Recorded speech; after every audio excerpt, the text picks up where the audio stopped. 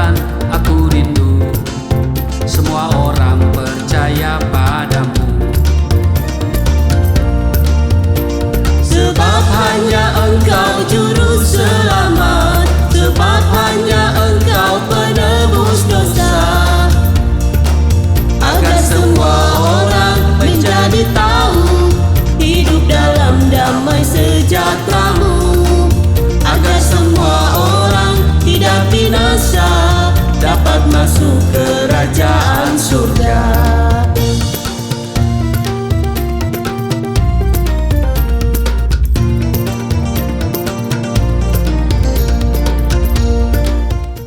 Ya, shalom Bapak Ibu, sahabat Galilea. Apa kabar hari ini? Jumpa lagi dalam program Sahabat Galilea bersama saya tentunya. Dan mari kita siapkan diri untuk kita datang kepada Tuhan. Kita bersaat teduh sebelum kita melakukan aktivitas kita di sepanjang hari ini. Mari kita berdoa. Segala kemuliaan hanya bagi-Mu Bapa, di dalam nama Tuhan Yesus. Kembali kami datang di pagi hari ini dengan penuh sukacita di hadapan-Mu. Kami mengucap syukur buat kebaikan-Mu yang Engkau nyatakan kepada kami. Di sepanjang malam Engkau menjaga dan mengaruniakan kami tidur yang baik, sehingga kami boleh melewati malam itu dan kami ada di hari ini. Itu juga semata-mata anugerah-Mu. Terima kasih untuk semuanya itu. Dan kami mau datang kepadamu di pagi hari ini sebelum kami memulai tugas dan kerja kami. Kami mohon Engkau mengurapi kami, sehingga waktu kami membaca dan mendengarkan firman-Mu, hati kami akan merasakan hadirat-Mu, dan hati kami dipenuhi oleh Roh Kudus, sehingga apa yang kami baca, kami dengar, ini akan merubah kehidupan kami menjadi berkenan kepada Tuhan. Berkati kami semua, dan terutama ketika mendengar firman-Mu, iman kami makin bertambah. Berkati setiap mereka yang mendengar firman-Mu ya Bapa, urapi mereka semua. Urapi juga hamba-Mu yang tidak ada apa-apanya, di dalam nama Tuhan Yesus. Haleluya. Amin. Saudara, kita akan melihat di kitab Daniel pasal 12 pada ayat 1 sampai dengan ayat 13, cukup panjang. Lembaga Alkitab Indonesia memberi judul Akhir Zaman. Pada waktu itu juga akan muncul Mikael, pemimpin besar itu, yang akan mendampingi anak-anak bangsamu. Dan akan ada suatu waktu kesesakan yang besar seperti yang belum pernah terjadi sejak ada bangsa-bangsa sampai pada waktu itu. Tetapi pada waktu itu bangsamu akan terluput, yakni barang siapa yang didapati namanya tertulis dalam kitab itu. Dan banyak dari antara orang-orang telah tidur di dalam debu tanah akan bangun, sebagian untuk mendapat hidup yang kekal, sebagian untuk mengalami kehinaan dan kengerian yang kekal.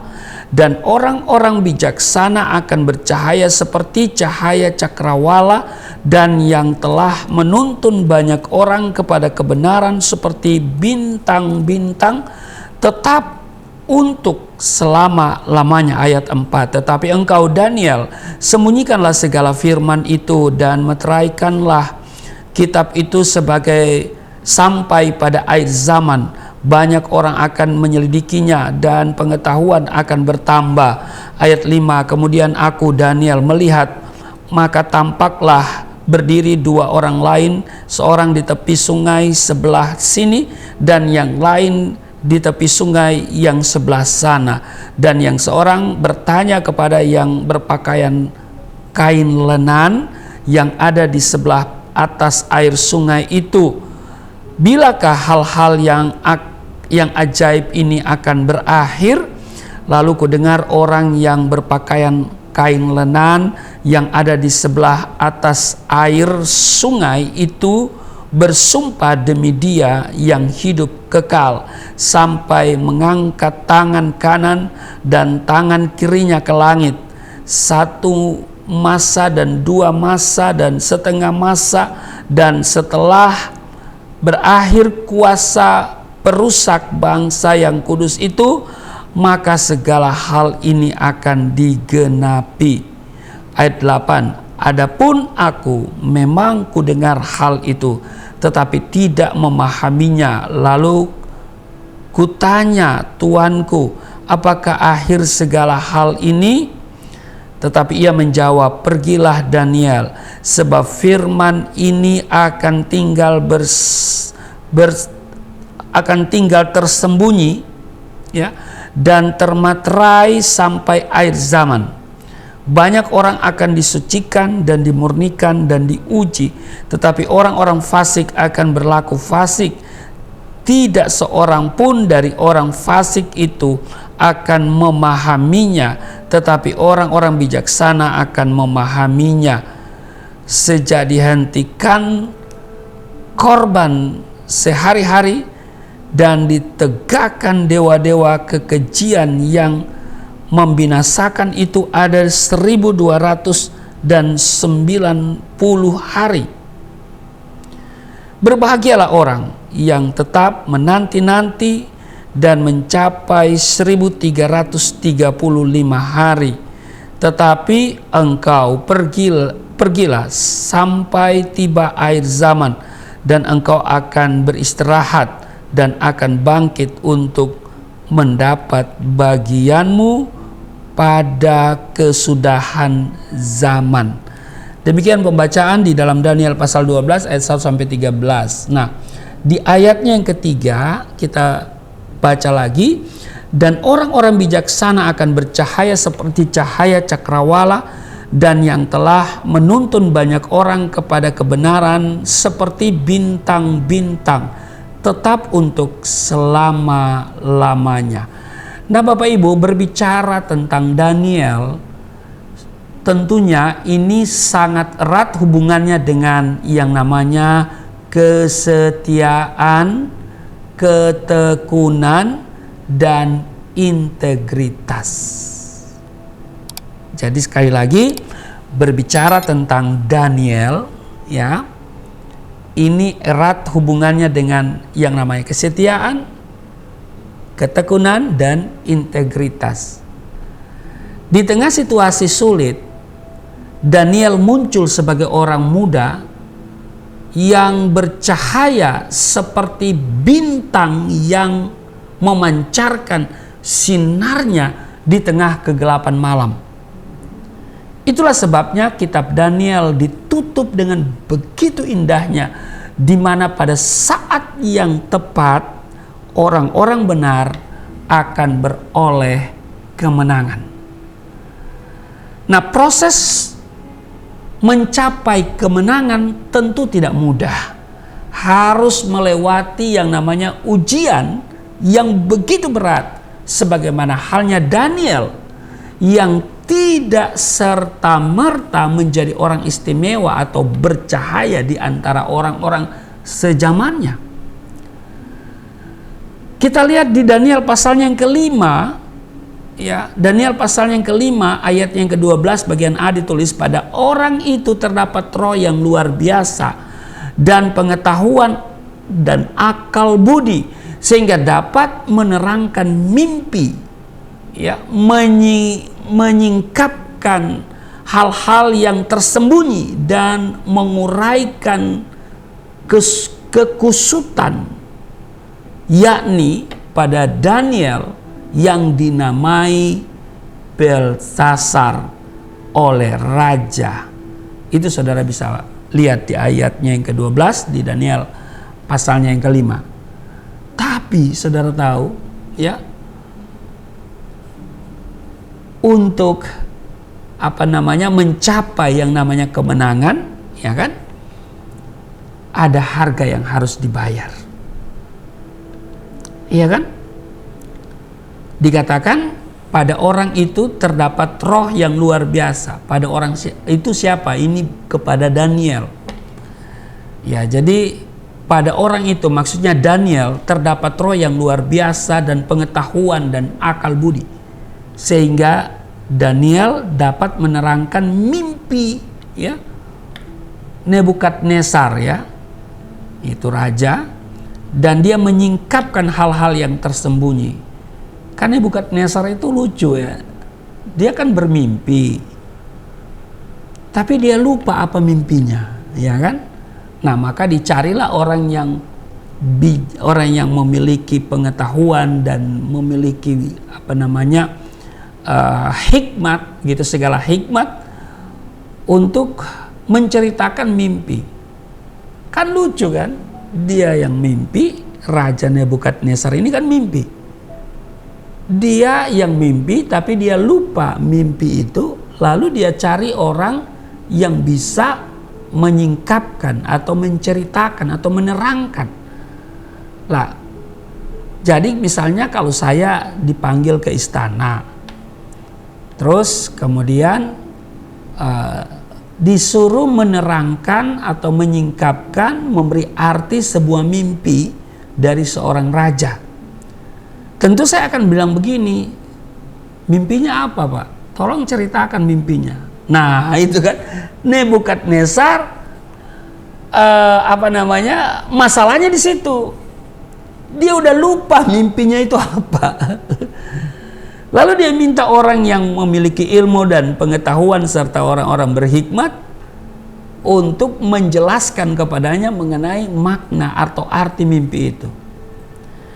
Nah, ketemulah ternyata Tuhan yang mengetahui segala sesuatu, ya, menaruh itu kepada seorang Daniel, sehingga Daniel kita tahu menjadi orang yang istimewa, kan? Nah, untuk mencapai level itu, ya, tentu ada harga yang harus dibayar. Daniel telah melewati ujian demi ujian, sehingga pada akhirnya Daniel dapat berkata bahwa orang-orang bijaksana akan bercahaya seperti cakrawala. Nah, orang yang bijaksana atau berhikmat dalam perjanjian lama dikaitkan dengan hati yang takut akan Tuhan. Sebab disebutkan permulaan hikmat adalah takut akan Tuhan, dan mengenal yang Maha Kudus adalah pengertian. Itu di Amsal pasal 9 ayatnya yang ke-10. Jadi orang bijaksana adalah orang yang takut akan Tuhan. Amin. Tidak hanya di dalam pikirannya, tidak hanya di dalam hatinya, tetapi juga nampak dalam perbuatannya. Jadi perbuatan orang bijak itu nampak bahwa dia adalah seorang yang takut akan Tuhan. Orang-orang benar seperti inilah yang dapat menjadi saksi dan menuntun orang lain kepada kebenaran. Amin. Tugas dan tanggung jawab ini ada di pundak kita semua. Sebagaimana yang Tuhan Yesus perintahkan sebelum ia terangkat ke surga, dia berkata apa? Pergilah, jadikanlah semua bangsa muridku dan baptislah mereka dalam nama Bapa dan Anak dan Roh Kudus, dan ajarlah mereka melakukan segala sesuatu yang telah kuperintahkan kepadamu. Matius pasal 28, 19 dan 20. Nah, karena itu pertanyaannya adalah, sudahkah kita memenuhi kriteria sebagai orang-orang bijaksana yang layak menuntun orang lain kepada kebenaran? Dapatkah orang buta menuntun orang buta? Ya, saudara, saya kira ini berbicara mengenai orang buta rohani, ya kan? Orang buta rohani tidak dapat menuntun orang buta rohani. Nah, karena itu kita, ya saudara dan saya diharapkan oleh Tuhan untuk dapat menuntun orang-orang buta rohani itu, ya, kepada kebenaran, ya, sehingga mereka mengenal kebenaran, ya. Dikatakan orang-orang bijaksana akan bercahaya seperti cahaya cakrawala, dan yang telah menuntun banyak orang kepada kebenaran seperti bintang-bintang, tetap untuk selama-lamanya. Itu sebabnya saudaraku, ya, kita ini terus, ya, dibawa oleh Tuhan.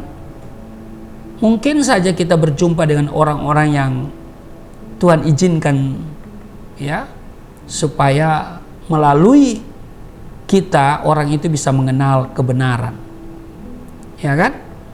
Nah, karena itu Bapak Ibu, dikatakan permulaan hikmat adalah takut akan Tuhan, dan mengenal Yang Maha Kudus adalah pengertian.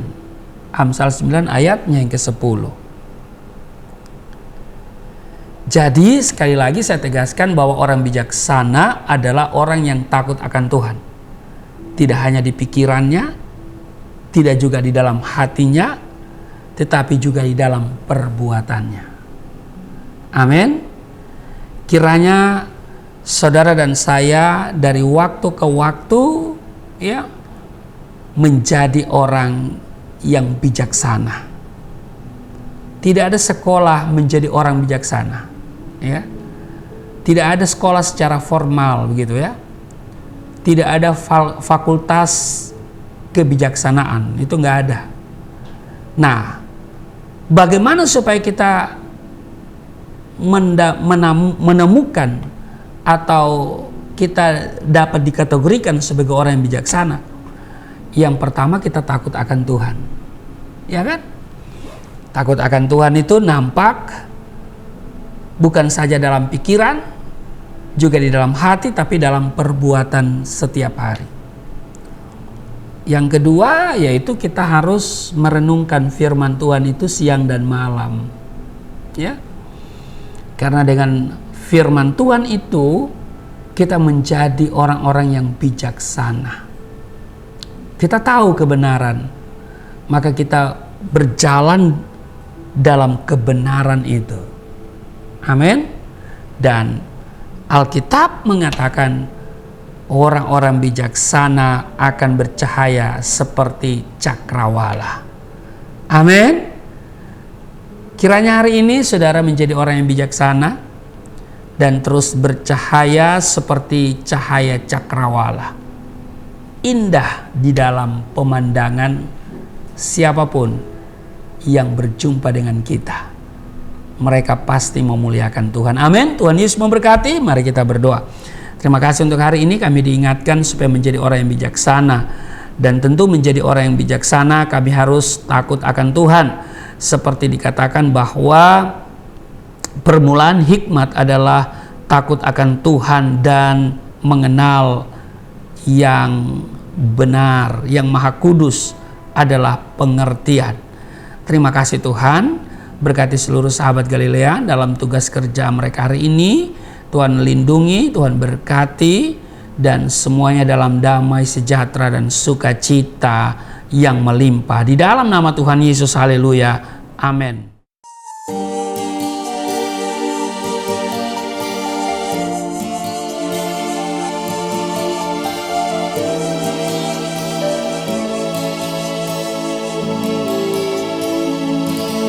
Bapa kami yang di surga, dimuliakanlah nama-Mu. Datanglah kerajaan, jadilah kehendak-Mu di bumi seperti di surga.